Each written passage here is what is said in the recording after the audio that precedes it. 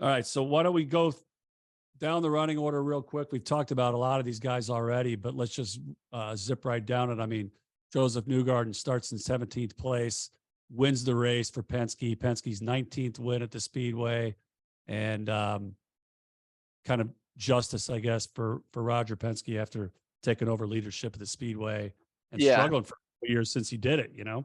yeah, definitely. And like we talked about early in the episode, he just looked really strong from the very first stint, coming forward from 17th, from starting 17th all the way up to 10th, before they even had made their first stop. So I actually put a live bet on Newgarden probably around lap 60 or something because he just looks strong. And like people say, part of the lore of the Indy 500 is like the track chooses the winner over the course of the race, right? These guys are really fast, but they keep dropping out for one reason or another. And so you just kind of got the feeling that Newgarden had it from relatively early in the race, and he was going to be there at the end. So it's great to see him finally get a win. It was awesome to see him jump into the crowd and go celebrate with the fans afterwards. That was just instant classic. Um, and so, yeah, So what did you do? You got 12-1 as a live bet at lap what like around what time of the race? I think around lap 60 or 70 or something. I can't remember if it was before or after the second stop, but it was probably before. I think it was shortly after the first stint when he had charged all the way up to 10th, and then I think he had come out for that second stint still hanging around the top 10. Yeah, he was ninth at that point, but right with the pack, and I was like, okay, he's obviously got a lot of pace. He can pass cars. Um, and he was still listed at 12-1 live odds at that point, so jumped on it. Good call. Marcus Ericsson almost wins. You know, he had the lead there with 2 to go when they stopped the race, or 3 to go, whatever the situation was, and thought he deserved the win. He did drive an amazing race. I mean, the sneaky Swede, he kind of lays low for the first half of the race, but when it's time to turn it up, you know, he's not afraid to make aggressive moves. And so put himself right in contention and really, you know, had a phenomenal chance to win and ends up in a solid second after starting 10th. Yeah, and the same is pretty true about Ferrucci. I mean, this guy also had an incredible race. He obviously led a bunch of laps and stuff like that, but I mean, I thought he just drove masterfully well. And actually, I mean, when they called that second to last yellow, I think they moved him back behind Newgarden because of when the yellow had been called. So he may have, had the yellow been called half a second later, he would have been the one in second place eyeing up the move on Ericsson on the last lap. So you never know. I mean, he drove a really, really fine race. It actually looked like coming into turn one there on the start you're talking about that Ferrucci was possibly in the ahead of Ericsson at one point, and they kind of went side by side through turn one after the yellow came out and down the short chute. Neither one of them wanted to back off because they both thought they had the lead at that point. So, but yeah, they flipped the order, moved Ferrucci back to third, and he had a really, you know, a bunch of great restarts there at the end. He held off Palou on that final start and held on to third place. Palou all the way back to fourth, and you know he did start on the pole, but you know he made that early pit stop. It didn't look like it was going to be a lock for him, but man, he really got he got screwed on that VK thing in the pits, but managed to get all the way back to fourth. And I don't know what else to say. I mean, another Just awesome drive Indy for Palou. yeah, I would say just snake bit for a second year in a row, I guess. But so Rossi finishes fifth from starting seventh. Um, I mean, it's a great race for him. Obviously, he was a front runner all day and all month. But I will say, I mean, he didn't look quite as strong in traffic as O'Ward and Rosenquist, his teammates, did. But I think still had an awesome race and comes home fifth. Yeah, and he was running solid fourth in around lap 140 before that yellow came out, and he was right there with the lead pack. So he looked like a potential winner to me all race long. Um, anyway, fifth place. Scott Dixon manages a sixth place. You know, after that big vibration on the first stint, dropping all the way down into 26th or whatever, and you know, was the beneficiary of some guys dropping out. at the end with crashes and stuff, but he ends up in 6th place. Yeah, Sato comes home 7th.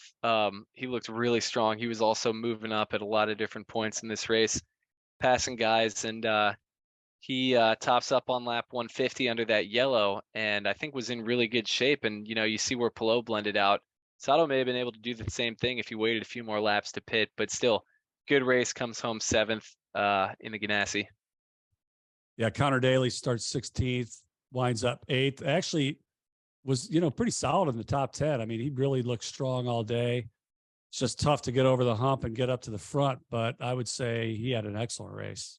Yep. So then 9th and 10th, you have two guys that had problems in the pits also, Herta and VK. I would say both recovered really nicely, though, to get back up inside the top 10. Yeah, you got Hunter Ray, ends up finishing 11th. I kind of expected him to move up a little bit, be top half of the field early in the race. It didn't happen. But at the end, through strategy and, savvy drive and staying out of trouble, ends up with an 11th place finish. Pretty good after starting 18th. Yep. So then you got Ilott in 12th, who got to lead coming to the restart. I think was scored as a leader for 5 laps, it looks like. And that really kind of turned his month around. And then, he went backwards, but he didn't go super far backwards, and he was able to hang around and come home with a solid finish in 12th. DeFrancesco in 13th. I don't think, well, maybe we did mention him, but yeah, kind of a low profile race. Started 25th, stayed out of trouble, stayed on the lead lap, kept it clean, ended up a solid 13th. Yeah. So then Scott McLaughlin finishes in 14th. Looked really good at quite a few points in this race. He did lap 196. He's shown as in the penalty summary for emergency service mandated by IndyCar, and then forced to restart at the back of the field. So that was a little weird because he had that he put a hole in the front of his nose. I think he hit the back of Pagenaud in that award ordeal, and he was able to pull out of the line there under the red. And I think when they fired the cars up and pulled out of the pits, he was then able to change his wing and then roll back out. So really not much of a penalty there, almost kind of a free wing change. He really only lost a couple positions there in the line. So I would say he got lucky on that one. Pretty eventful race, man. He seemed to be all over the place and fighting hard, but never really got up near the front. yeah, Got banged around a little bit here and there, but managed to finish on the lead lap. definitely. Yeah. Oh, sorry. I was just going to say he definitely seemed to find himself right in the middle of those big packs on pretty much every restart. And into the back of Pagenaud a couple times. But 15th and 16th, Castroneves and Kanaan, the old veterans. Marco Andretti in 17th and on the lead lap, although I think he might have gotten a lap back under wave arounds and whatnot. He did not seem to, late in the race, especially, he just didn't seem to have it. And I didn't notice him much early on. So, not sure about Marco on this one. No, I don't want to rag on him, but he actually did not look very good in this race. He was definitely lapped at one point just on lack of pace and winds up on the lead lap through getting the wave around. But got to be tough, right? The Andretti cars didn't show very well, although I guess Herta did get hooked up and Kirkwood, had a great run, but Grosjean really seemed to struggle. So, and just being a one-timer a year, just doing the one-off once a year, it's just got to be tough to get a handle on it. Yeah.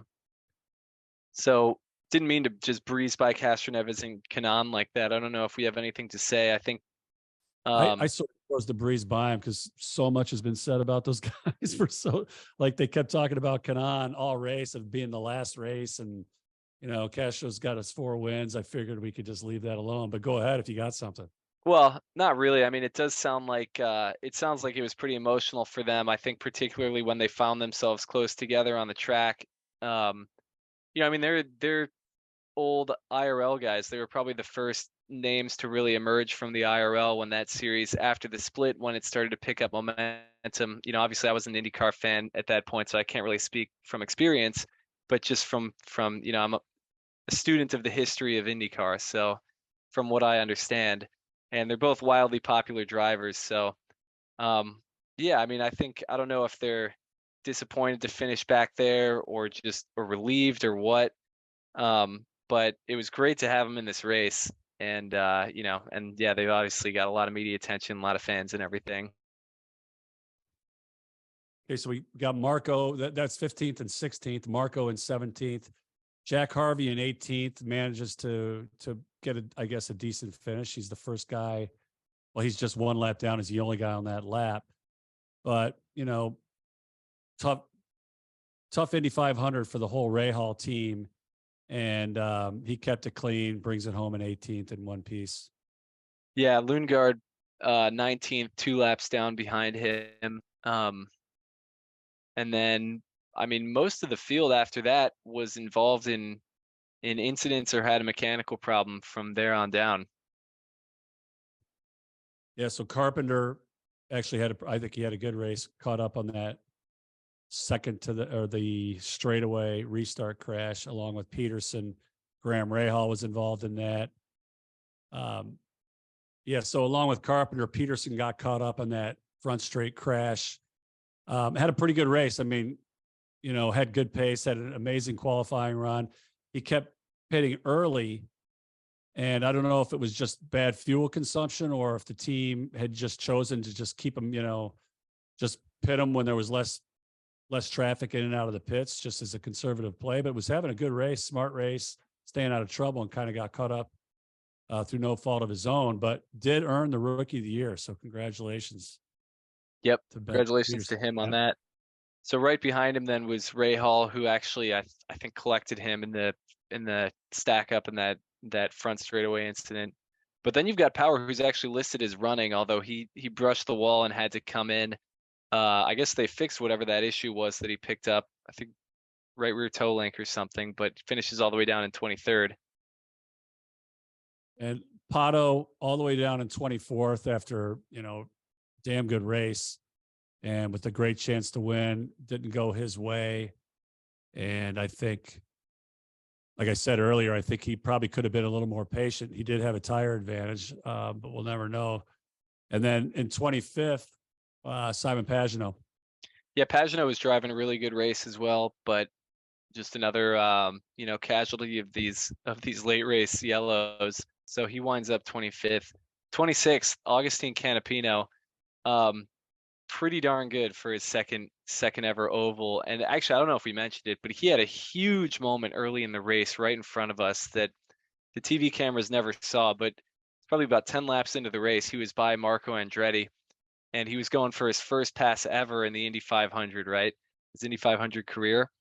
And he went shooting up the inside of Marco coming into turn one, and on the apex of the corner had just about the biggest bobble I've ever seen anybody save. Like the back was way out, then the front was pointed right at the wall and everything, and but totally collected it and completed the pass, and it's kind of drove pretty well after that. I mean, just unfortunately wound up in one of those incidents towards the end.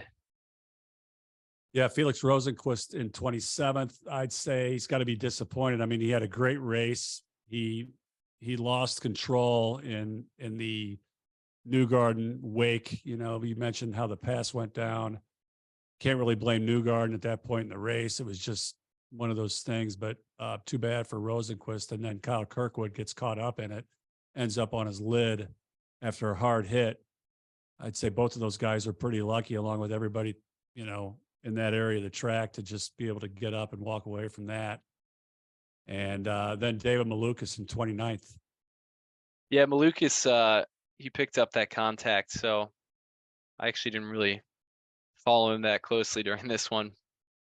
Well, he didn't really get out of the lower, you know, third of the pack, unlike last year where he was up by the top 10 and stuff like that. So it was just hard to pick him up.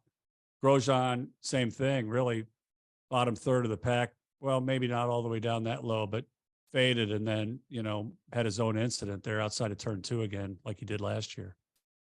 Yeah, it's too bad. Then you get Stingray Rob in 31st, who's our first yellow of the day. I think he was definitely struggling with the setup of that car a little bit because I think he was lapped and was just kind of, and Ray Hall was another lapper, the one who he got into the incident with.